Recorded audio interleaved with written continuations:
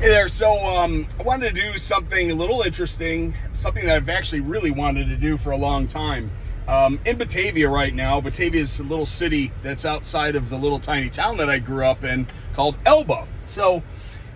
I talk to a lot of my contractors about Elba and like where I grew up, and it's a little farm town. Nobody kind of gets it. They don't understand. What do you mean a small farm town in New York? Because listen, when you tell somebody from California or Georgia or Alabama that you're from New York, they just assume, well, you're from the city. So I'm going to set the record straight today, and I want to introduce you to, well, Elba, New York, the little tiny town that I grew up in, that I'm actually quite proud of the town that I grew up in because, man, it was fun. It was simple. It was easy. We had friends. We played outside. We had forts. We jumped our BMX bikes over fire in the woods, and we're so much ruckus. Like Halloween was cool. You could fill up 3 grocery bags and go back out and do it again. Like the smell of, oh gosh, shaving cream and smashed pumpkins. Like when you'd walk to school after Halloween, like it's just the nostalgia of growing up in a tiny little farm town and being safe out on the streets and playing kickball and backyard football after school and never having a problem grabbing 15 people together to go and play outside. Safe. Like there was something to be said about where we grew up. So I'm going to do a little walk through the town today. I'm going to kind of explain, what it's about. I think that was Linda Cummings' house right there. Here's just an example. We're now out of Batavia, and we are going into the mucklands of Elba. Like, look at this. We got tractor sale place over here. Looks like we've got some Trump fans here. All right, this is it. This is New York. This is kind of real New York. Like New York City is just New York City. It's one tiny little nook and cranny. Whoop! Just killed a bird. Yep, it's dead. This is Elba. This is where I grew up. Now, there's an airport out there. Maybe I'll drive by that today. Little story about the airport. As a little kid, my dad was an attorney, and he always had Cadillacs. And on this drive here right now, where I'm recording this, I would stand up next to him while he was driving, and we would watch the light go in circles. And that was like my happiness, was being in the car with my dad, no seatbelt on, as a little tiny kid, standing up on the bench. It would be a long bench seat, and then watching that thing spin by. Just one of those nostalgic memories I remember with my father in Elba. And here's Dawes Corner. So just there's a deer out there, beautiful deer. And yeah, this is Elba. This is interesting. So stay with me today through this journey. And I haven't been back here in this town in, let's just call it 12 years for the sake of not arguing if it was 11, 10, or 12. Let's call it 12 years. I haven't been in this town in 12 years. So it's bringing back a lot of memories for me right now. No bad memories, just great memories of nostalgia. Look at all these tractors lined up. Yeah, this is Elba. So stay with me today as we journey through some streets and some stories. It should be fun. It should be interesting. All right, see you in the next video. So here we are. We're in Elba. This is the Elba Fire Department Recreation Hall. Here's the sign that welcomes you to the village of Elba. So welcome to the village of Elba.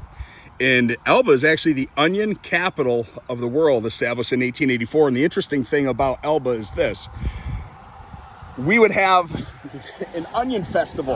Yeah, an onion festival every single year. We would have an onion festival, and they would have a onion queen, which would ride in the back of, well, usually my dad's Corvette during the town the town fair called the Onion Festival. So it was always very, very interesting doing that. Now, this was, oh my gosh, I can't remember. I can't remember what the bank was. That building right there was the first bank that I ever opened up a checking or a savings account. It was with my father, and I had a bag of coins, pennies, nickels, dimes, and quarters. And we walked in there, and my gosh, my mom did the lady's hair forever, was the woman. I can't remember her name. Barbara Scott. Barbara Scott was the account lady. And we walked in, and I put it was the Pirates of Penzance black little satchel from Disney World, and I put the coins up on the counter, and that is the first place I ever opened up a checking and a savings account as a child with my father. I'll never forget the day to this day. Yeah. Now I do. Now I knew the emotions would come in, because this is just going to happen. But I'll never forget the day I opened up my first checking and savings account there. So, this is the sign that welcomes you to the little tiny farm town. Now, over here is a railroad track that runs in back of all these trees. The railroad track is where we would take our motocross bikes, our dirt bikes, our YZ80s and stuff that we had, me and Timmy Benton and other guys in town. We'd ride our dirt bikes all over this place. But we would take our dirt bikes on the railroad tracks from here all the way to another farm town called Oakfield. And man, we would tear it up. We'd be gone literally, and then we'd go to the sand pits and the gravel pits, and then we'd go out here to Byron Burgeon and do the same thing out there. I mean, we'd be gone for hours and days, and our parents never knew where the hell we were. We would just take off on our motocross bikes and go out there and do whatever we wanted to do as kids. That was part of growing up in this little tiny farm town, was what made things really, really cool here. So stay with me as we go through town and go through some more nostalgic stuff. See you in the next one. Okay, just to kind of show you the size of this town first, I want everybody to have a clear understanding of the sheer size of Elba. Because people don't understand when I say, there's no stoplights. So, Grange is gone, little tiny car dealership. Jill Marie and I, my god sister, we used to go to this little building right here, which was a little family diner inside of that building, and we would have breakfast together. I remember that. And this is Main Street. I believe our first home was up here somehow, some way. And over here is the Central School. Now, this is a town, population 590, according to Wikipedia. There's the school, Elba Central School, all of them, from kindergarten all the way up to senior. I think, don't quote me on this, we had about 33 kids in our class. I left this little town in the 80s, in the late 80s, and moved up to Batavia. But I think we had a class of maybe 33. So this is such a beautiful home. Look at this home on the left. It's gorgeous. I'm going to come back to this street and explain that house and its importance in a little bit. So we're coming uptown. Yes, we used to call this uptown because you can see it gradually increases. So we're going to go up in a little gradient. So we used to call this uptown. Yeah, it's that simple. But this is it. You have now seen Elba. So there's a diner. There's a fire station. This was Monachino gas station. I used to take my tractor up there and fill it up with gas to mow the lawns. Let me get out here and kind of share this little downtown area here with you right now. Pretty interesting. So stay with me on this one. Alrighty. This building from 1880 was a building my father owned back in the day. Downstairs was a pizzeria. Upstairs were apartments. This building here was another building my dad owned, and the building next to it was a building my father owned. Rental apartments down in the back, Mom's beauty salon up in the front, and rental apartments up above. And then this building over here on the corner was the general store. Anderson's owned it, many people owned it, and that was, oh my gosh, many different apartments up there. I can't tell you the countless times that we would have to go and gut it out, paint it.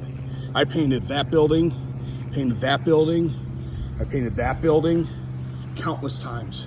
This is where I got my plumbing and my electric experience with Hank Horzempa, and Hank was the plumbing guy, and he would run the lines. I remember just as a little kid kind of helping him out. So this is literally, this is Elba. This is the extent of the town. Just these buildings right here from that diner. This is the village. That diner right down there, the fire station. This was an old gas station. I can't remember what this is called. I think this is called the Grange. I don't know. And then apartment buildings, and then the pizzeria. This is it. This is the extent of the town that we had. But man, it was fun. There's a post office. Post office is still here. This was a little general store. We'd go in there and get our penny candy and get comic books and stuff like that as kids and magazines. I still, at 53 years old, can remember the smell of what it smelled like to actually go in there. It just had a certain scent to it, as with the grocery store down here, and of course down there. And I think at one point when I was at college, I rented out the top of this, and God, this is just crazy being back here at 53 years old. So yeah, this is the village. Let's go see how many churches are in this town. All right, so we're coming up on Church Street. We have Church Street, we have Chapel Street, so you can tell right now there was a lot of churches in this town. This was my church back in the day, First Presbyterian Church, and used to swing on the bell. There's a big bell up there and the big rope. Used to swing up on the top of that, so lots of memories there. As a kid, going to church on Sunday, I just loved riding motocross. I loved my dirt bike. I can remember just it was so painful to have to go to church with the family, and I would sit there and draw out like the figure eights that I would go do second that I got out of there, go start my motorcycle and go ride. So it's just, I loved riding my dirt bike. So we're gonna come up to the house on where I grew up here in a sec, and there's the Agellos, and oh my gosh, all the Italians lived on this street.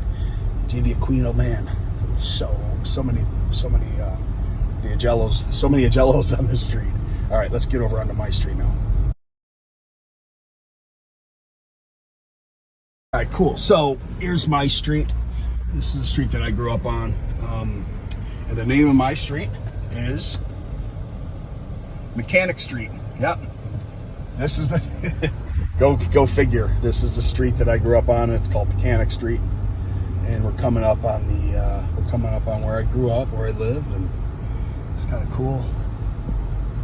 God, there's a lot of broken down homes. The Says used to live over there. A lot of camp outs in the back of that house. We're coming up on the left here, and this is where I grew up. Here's my home.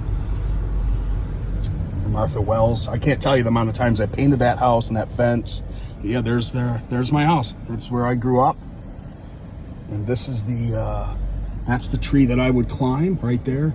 And if I liked a girl, I would carve her name into it. So I bet there's a couple girls up there. And that's my yard. That's the yard that I used to tear up my dirt bike on. And the fireplace is still there in the yard. Old fireplace. And over here is this is the Warner's house. And we had a little garden out there. And man, it's really changed. They've taken down a lot of trees. That was Dennis's shop that he would work on right there. That little building right there is, I would watch Dennis work on Mustangs. He'd fix them. And then back there in those woods, right back there, we would tear it up. This is Dick Moore's property. This is one of the Moore's properties, I believe.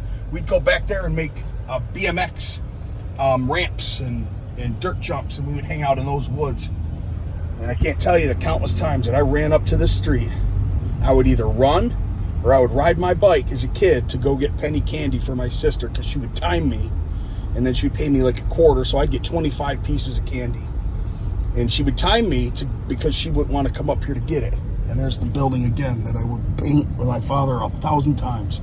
I'd come up here to get candy for my sister. She used reverse psychology on me. And I'd get, 25 pieces of candy, and maybe she'd give me $1. She'd get 75, I'd get 25, and she would time me. That's how my sister would trick me to go get her candy. So, well, let's go down Maple Ave. looks like there's a museum down here. I don't know what that's all about. Why they would have a museum. Maybe there's just so much nostalgic stuff in this town that they needed a museum. But let me pull over here and explain this area. This is probably one of the neatest areas that I kind of hung out with as a kid, and I'll explain this here in a sec. Let me get out of the car here and go from there. Let me take a walk through the cemetery. You know, let me park over here. We'll go through the cemetery. All right, cool. Let me do it this way. All right, cool. So, all right, let's go over here. So I'll explain this area in a sec. All right, so this is the town of Elba building, and see that stockpile of sand. They would put that sand down in the wintertime to get rid of the snow and the ice on the road. Now, Jill Marie and I lived right through those woods on the other side is Mechanic Street. We would come over here, but back in the day, it was just salt. And salt in big stockpiles looks like diamonds because it looks like diamonds. So, of course, as kids, we thought we were playing in a mound of diamonds. And we'd take them home and rinse them off, and they shine and stuff. So, yeah, that. But anyway, this particular area right here where that Renewal by Anderson trailer was an old caboose. And it was here. And I don't know whose it was, but that was kind of our fort. And that we would come over through the woods on our bikes, and we would play inside of that caboose. And I always thought, as an adult, and this is probably because it's taken me back to my childhood, it actually makes sense now, how cool it would be to have an office in an old rehabbed caboose. Like, I just always thought that would be super cool. Now, of course, that caboose ain't going to work in Florida because Florida's just not like that. But, you know, that's the thought. And I think that's where it's coming back from now, is the fact that you spent so much time in this old, antique, broken down caboose. I think me and Timmy Benton and the Wits, we would hang out in that thing. That was kind of one of our forts that we would chill. So I'm going to take a little walk over here. My dad's buried over here. So we're going to go see his site now. And then we're going to head over to the tree. And I'm going to kind of explain to you the importance of that tree over there. So we'll see in the next little cut here. It's been a while since I've been out here. I'm trying to find my father's headstone. And man, it just hit me how small this town is and how many people have passed over the time. I had no idea. I mean, I'm seeing names in here of, oh my Lord, I'm seeing names of people I went to high school with that I didn't know passed because I've been gone so long. I'm seeing my friends' parents' names in here. This is just shocking. I mean, not in a bad way. Everybody passes at one point, but just actually really shocked right now. I'm shocked, and my heart goes out to the friends that I've had that have lost their folks that I just didn't know. So I've been gone for so long. But man, it's been a while since I've been out here. Trying to find my father's headstone is quite challenging. It's one of those flat ones because he was in the service, so I'm just having a difficult time finding it. You keep looking, I'll find it.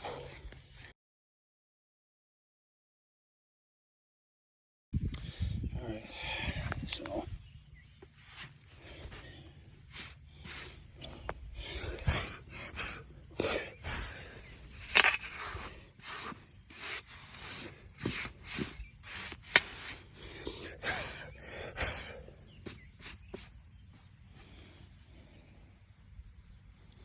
Yeah, so I just found my dad's headstone here.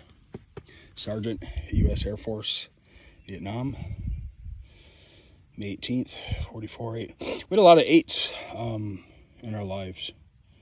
I'm not quite sure what the significance is, but, the numbering, even Mom and I talk about it all the time. Numerology thing, I don't know if it has anything to do with anything. Never really looked it up, but a lot of 8s. May 18th, 1944, and the 4s add up to 8, and 8, 1988. It's like wherever we went, the 8s always appeared. Yeah, he's a good man. Hard worker. Growing up in this town, it's funny, I look back and I'm like, my dad was an attorney and he owned real estate, and my God, he would work and work and work and then come up with ideas and work. Now I see where I get my work ethic from, of course.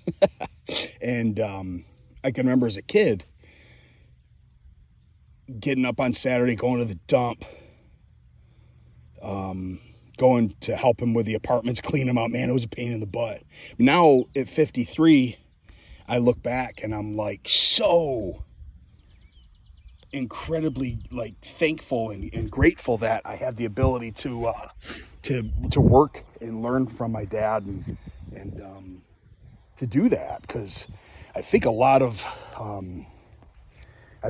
people don't, they don't have work ethic nowadays. So if I look back on my drive and what I do in life, it makes sense now. This what you do in your as a child carries on to you as an adult, and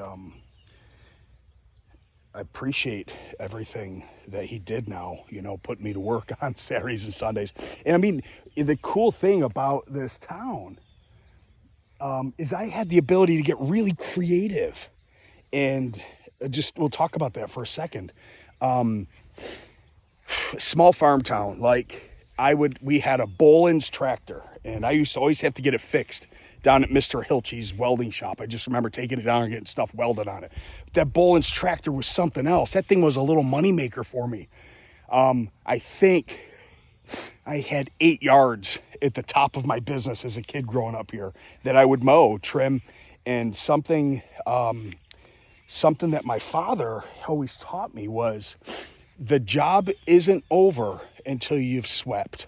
I remember him saying that to me. You're not done working until you've swept.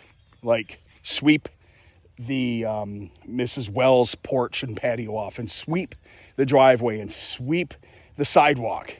Then the job's done. It was never, the job is done when you get paid. The job isn't done when you get paid. The job is done when you're done satisfying the customer's needs and you've exceeded their expectations. That's what I take away from that. And I think that I've always kind of carried that sometimes with what I do today in helping and working with consumers and contractors, is the job ain't done until I've freaking helped you and I've helped the customer. And then we'll figure out how to get paid, So that's something I'm super thankful for, for my dad. Yeah.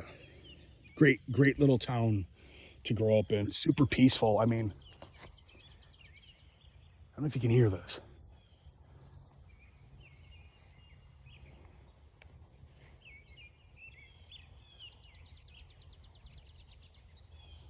This is the sound of silence and the sound of birds. It's just nostalgic, pretty, beautiful, peaceful. Beautiful trees. Man, we would tear it up in this town. Now, I was going to take you over to the tree. I don't see it. It's gone. That tree was in the middle of the cemetery, and it looked like that one way over there. But it was in the middle. And there was an old cast iron pump where we would get spring water. See, there's a spring right here. This is a more modern one. You just turn that on. We pumped that sucker, and we would drink the freshest, coldest water out of that thing. This is where I hung out as a kid. We'd go to the mall. This is where we would meet on our bikes at the tree and hang out as kids in a cemetery. The most peaceful place in Elba is where we would hang out. And it's really neat coming back here. All right, Dad, love you. I love you, Dad. So this is where we would come as kids. Sometimes we'd get in trouble. Sometimes we would just hang out. But this is where we would hang out as kids. So it's just so really great to be back here to experience all this. All right, let's go explore.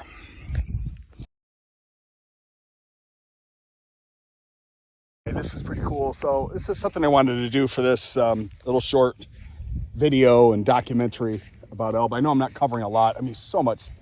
It's at 53. It's all coming back. Dad and I would come down here and we'd throw the ball around. This is Elba Central School. And I believe like this was the old kindergarten, and then on the other side in upper levels was the high school. So if I remember correct, elementary was at this end, kind of. I don't know. It's been so long. Everyone will correct me if there's anybody watching this. And on the other side, the uppers were the high school. But Dad and I would come down here and play catch. I remember that. Now, this is Western New York, and we got snow. Right? We're right in between Buffalo and Rochester. So that was that hill right there was our big sledding hill in town. We'd come over here for hours with our sleds, and our sleds were basically plastic that you would unroll and you would ride it down the hill. So that right there was our big sledding hill. And as a kid, again, on the dirt bike, this is, we weren't allowed to come over here, but this is where we'd come over and ride our bikes sometimes. We weren't allowed.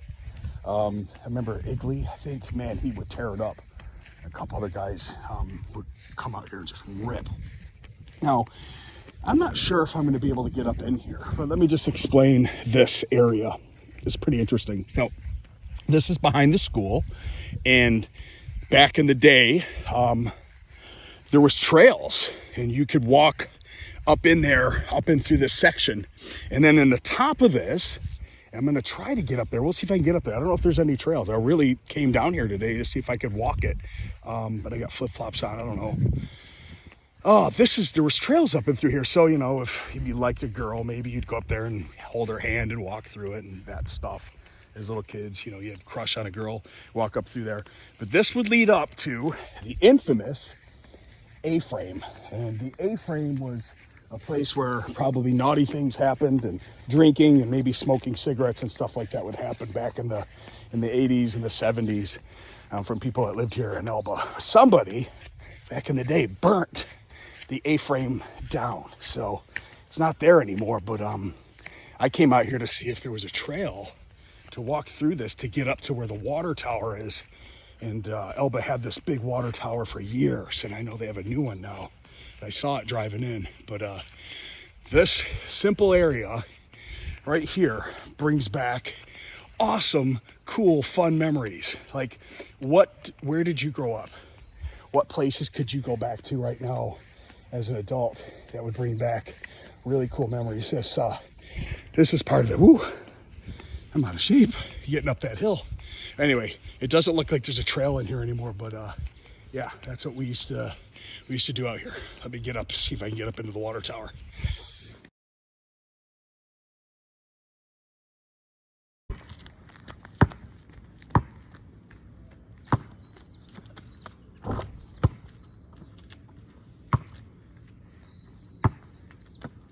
It doesn't look like there's a trail anymore, but there's the big, huge, beautiful water tower. Didn't look like that as a kid, but man, they've got that there. So that's the water tower, and that cool A-frame was over there somewhere. So anyway, this is it. This is our school. This is kind of a really cool place to grow up and experience life as a child. So I hope that you found this interesting. I'm not sure if anybody's ever kind of gone back to their town at 53 to tell some stories, but this is some of my stories. Such a cool place to grow up. Just super, super appreciate everything about growing up in a small farm town like this. So thanks for watching, and hope that you enjoyed a short walk through this little town that we grew up in called Elba. All right, over and out. Bye now.